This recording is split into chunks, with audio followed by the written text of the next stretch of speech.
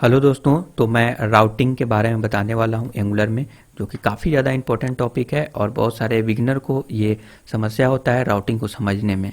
तो चलिए उसको हम क्लियर कर देते हैं। तो सबसे पहले अगर आप डॉक्यूमेंटेशन में जाइएगा तो आपको एक CLI के थ्रू एक कमांड रन करने को दिया जाएगा। तो ये कमांड करता क्या है उसके बारे में डिस्कस कर लेते हैं।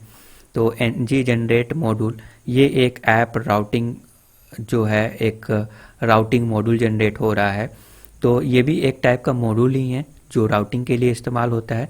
तो आप देख सकते हैं यहाँ पे ng generate module app routing, यहाँ पे उसका जो नेम होगा, फाइल का नेम होगा वो ऐप राउटिंग होगा। तो ये ऐप राउटिंग के जगह पे आप कुछ भी नेम दे सकते हैं, ये आप पे डिपेंड करता है। बट नेमिंग कन्वेंशन को करेक्ट रखने के लिए आप इस प्रकार से नेम प्रोवाइड कर सकते हैं कि ये राउटिंग किसके लिए है, तो ये ऐप मॉड्यूल के लिए है। तो app hyphen routing and hyphen hyphen flat लिखा हुआ है। ये जो फ्लैग है ना, फ्लैट, ये इसका मतलब क्या है आप डॉक्यूमेंटेशन में यहाँ पे क्लियरली देख सकते हैं कि flat put the file in the src app instead of its own folder. इसका मतलब ये है कि जब भी आप इस कमांड को रन करेंगे, अगर ये फ्लैट नहीं देंगे तो क्या होगा कि एक फोल्डर क्रिएट होगा और उस फोल्डर में ये मॉड्यूल जो ऐप राउटिंग मॉड्यूल है वो फाइल वहाँ पे रहेगा। अगर आप फ्लैट दे देते हैं तो ये क्या होगा कि ऐप फोल्डर में, app folder in the sense कि आप ये देख सकते हैं ये जो ऐप है, ऐप फोल्डर में ये जो है राउटिंग फाइल जनरेट होगा, जैसे कि इस केस में app routing dot module dot ts है। तो उसी प्रकार से hyphen hyphen module is equal to app ऐसा देने से क्या होगा कि फाइल जनरेट होने के बाद फाइल क्या होता है, उसमें एक बेसिक स्केलेटन होता है जो कि आपको प्रोवाइड करता है कि राउटिंग को जो है ये सर्टेन बंच ऑफ कोड है जो कि कॉमन होता है। तो उसको आपको लिखने की ज़रूरत नहीं है, बल्कि आपको जो आप करना चाहते हैं, जो भी आपका रिक्वायरमेंट है उसके अकॉर्डिंग कुछ कोड को वहाँ पे ऐड कर दीजिए। तो डेफिनेटली डेवलपमेंट स्पीड को यहाँ पे जो है फास्ट किया जाता है एंगुलर के द्वारा, ये बहुत ही बेहतरीन वे से। तो देख सकते हैं यहाँ पे hyphen hyphen module is equal to app, जो भी मॉड्यूल का नेम देंगे उस मॉड्यूल में रजिस्टर भी होगा। इसका मतलब ये है कि अगर हम यहाँ पे ऐप राउटिंग मॉड्यूल में जाते हैं तो ऐप राउटिंग मॉड्यूल यहाँ पे इंपोर्ट किया गया है और इसके लिए फाइल यहाँ पे इंपोर्ट भी किया गया है। तो यहाँ पे इंपोर्ट करने के बाद ये राउटिंग परफेक्टली काम करेगा। तो चलिए अब हम app routing module dot ts में चलते हैं और समझने का प्रयास करते हैं इसके कोड को। तो सबसे पहले एंगुलर राउटर से आपको राउट्स एंड राउटर मॉड्यूल दो चीज़ को इंपोर्ट करना पड़ेगा अगर आप मैनुअली अगर क्रिएट कर रहे हैं तो। अदरवाइज ये आपको पहले से किया हुआ मिलता है, जो कि काफ़ी इंटरेस्टिंग है।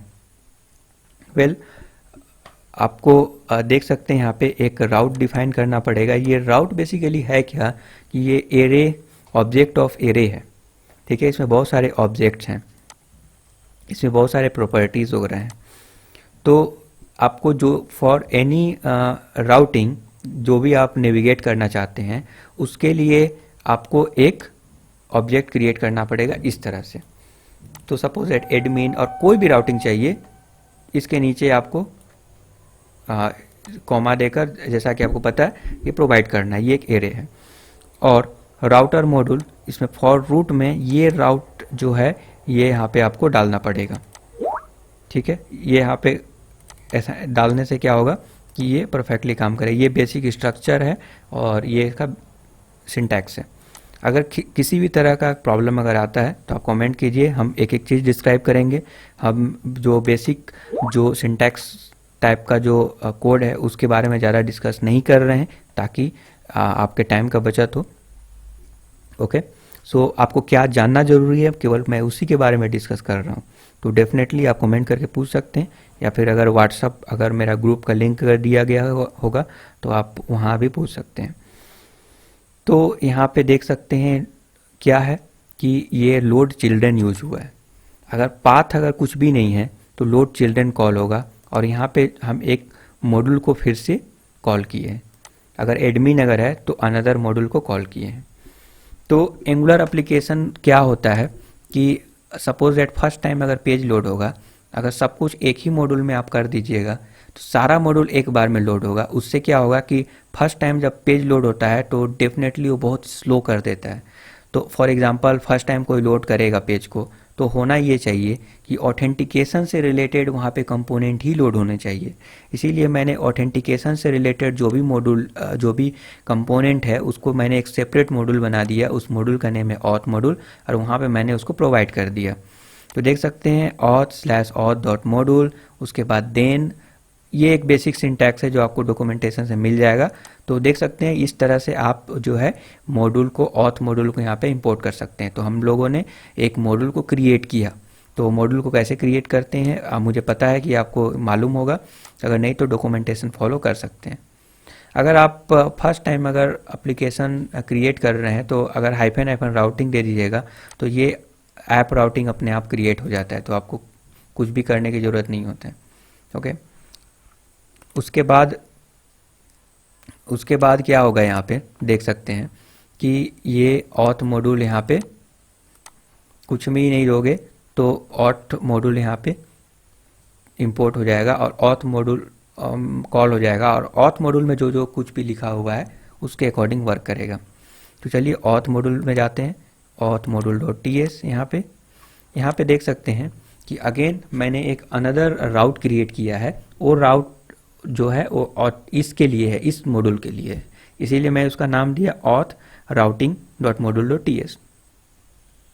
ओके, सो यहाँ पे देख सकते हैं ये मॉड्यूल है एंड ng मॉड्यूल डेकोरेटर के अंदर ये आता है और यहाँ पे ऑथ राउटिंग मॉड्यूल जो है इम्पोर्टेड है।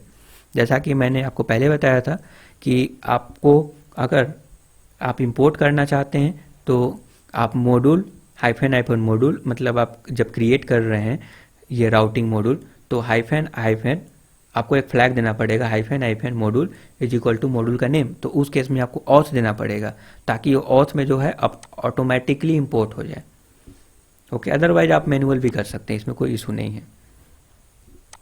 तो ये करने के बाद ही काम करता है क्योंकि आपको कनेक्ट करना पड़ेगा इस राउटिंग को इस मॉड्यूल के साथ। अब अगेन इसमें भी वही सेम चीज़ है, यहाँ पे राउट्स एंड राउटर मॉड्यूल दो चीज़ यूज हुआ है और फॉर चाइल्ड ये भी एक ऑब्जेक्ट ऑफ एरे है जिसमें पाथ आप प्रोवाइड करेंगे। और आप यहाँ पर नोटिस कर सकते हैं कि कंपोनेंट हम लोड कर रहे हैं। तो अगर कोई URL में कुछ भी प्रोवाइड नहीं करेगा, यानी कि लोकल होस्ट 4200 या फिर अगर प्रोडक्शन में है तो डोमेन नेम, उस केस में क्या होगा कि ये लॉगिन कंपोनेंट कॉल होगा। अदरवाइज अगर कोई साइनअप अगर लिखता है तो ये साइनअप कंपोनेंट कॉल होगा। तो यहाँ पे हम दिखाते हैं आपको, अगर मैं कुछ भी प्रोवाइड नहीं करूँगा तो यहाँ पे लॉगिन कंपोनेंट शो हो रहा है, कॉल हो रहा है। और अगर हम यहाँ पे प्रोवाइड करते हैं साइनअप, देन साइनअप कंपोनेंट ये यहाँ पे डिस्प्ले होगा। ओके, और यहाँ पे एक चीज़ और समझने वाली बात है कि अगर आप देख सकते हैं ऐप component.html, यहाँ पे देखेंगे कुछ लाइन का कोड लिखा हुआ है, ठीक है। इसमें कुछ बूटस्ट्रैप का क्लासेस यूज किए हुए हैं। तो यहाँ पे देख सकते हैं राउटर आउटलेट लिखा हुआ है। तो मेन फंडा ये है कि राउटर आउटलेट जहाँ कहीं भी लिखा हुआ है तो वहीं पे नेविगेशन काम करेगा, यानी कि जो लॉगिन कंपोनेंट अपेंड होगा इसके जस्ट नीचे अपेंड होगा। अगर साइनअप कंपोनेंट लोड कर रहे हैं तो इसके जस्ट नीचे लोड होगा। तो अगर हम कोई भी किसी भी तरह का अगर हम कंपोनेंट लोड कर रहे हैं तो इसके नीचे ही लोड होगा किसी भी तरह का। ओके, अगर राउटिंग से अगर हम नेविगेट करते हैं तो उसमें जो भी कंपोनेंट लोड होना चाहिए जस्ट इसके नीचे होगा। तो आई होप कि आपको ये समझ में आ गया होगा। फिर भी अगर किसी प्रकार का डाउट है तो डेफिनेटली आप मुझे कांटेक्ट कर सकते हैं, कमेंट वगैरह कर सकते हैं। तो डेफिनेटली मैं एक बार फिर से रिपीट कर देता हूँ, पहले आपको राउटिंग मॉड्यूल जनरेट करना पड़ेगा, उसके बाद मेन जो मॉड्यूल है जिसमें आप एक्सेस करना चाहते हैं उसमें इंपोर्ट करना पड़ेगा। देन आपको राउटर आउटलेट प्रोवाइड करना पड़ेगा, जहाँ कहीं भी उस राउटिंग पे जो भी कंपोनेंट लोड होगा उसको जहाँ पे लोड करना चाहते हैं वहाँ पे राउटर आउटलेट प्रोवाइड करना पड़ेगा। So thank you for watching.